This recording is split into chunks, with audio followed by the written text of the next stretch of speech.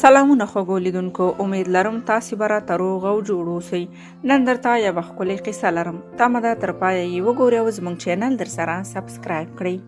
وایي چې یو هلک د رنګه تور و، خو د توروالي سره یې د قوارې نیمګړتیاوې هم لرلې. د دې ترڅنګ په هیڅ بدکار یې بریک نه نیو.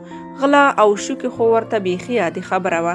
همدا څو میاشتې وړاندې پولیسو د نشهیي توکو پلور پر مهال نیولی و، دا چې مور یې سخته ناروغه وه او همدغه زوی یې مشر زوی و او نورې یې ټولې لوڼې وې، نو ځکه یې ورله د ښځې کولو تابیا پیل کړه.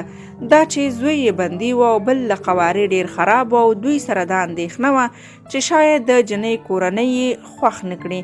سیستم یې داسې وکړ چې د همدې ښځې یو وراره و چې تقریبا د زوی په قواره یې و، خو لږ هغه د چا خبره ډولي و.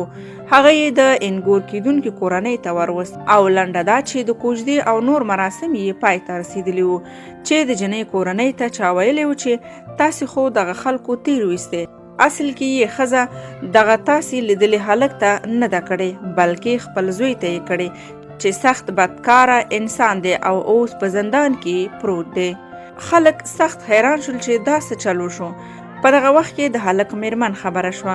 هغه چې ډیره باجرته، پوهه او هوښیاره جنۍ وه، خپل مور او پلار او کورنۍ غړو ته د بخښنې غوښتو وروسته یې ورته وویل زما به همدا نصیب و او زه د الله جل جلاله څخه په خپل دغه نصیب راضي یم او الله ته سوال کوم چې زما خاوند ته هدایت وکړي. دا چې بله لاره نه وه، نو کورنۍ یې خپلې لور ته خوښه ورکړه.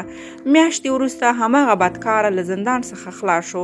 کله چې د ښځې له غربت خبر شو، نو په بدن کې یې یو حرکت راغی.